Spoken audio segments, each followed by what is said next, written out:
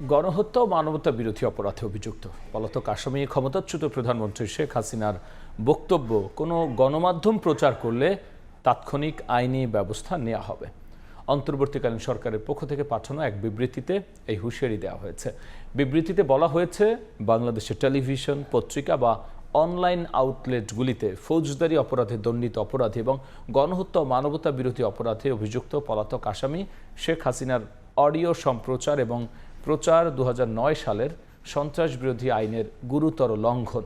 এছাড়াও গত বছরের ডিসেম্বরে আন্তর্জাতিক অপরাধ ট্রাইব্যুনাল প্রাক্তন স্বৈরশাসক ঘৃণা ছড়ায় এমন বক্তব্য সম্প্রচার নিষিদ্ধ করেছেন। এই প্রেক্ষাপটে কিছু গণমাধ্যম গত বৃহস্পতিবার আইন ও আদালতের নির্দেশ উপেক্ষা করে ক্ষমতাচ্যুত স্বৈরশাসকের একটি ভাষণ প্রচার করেছে বলে জানানো হয় ওই বিবৃতিতে। সেখানে শেখ হাসিনা মিথ্যা উস্কানিমূলক বক্তব্য দিয়েছেন।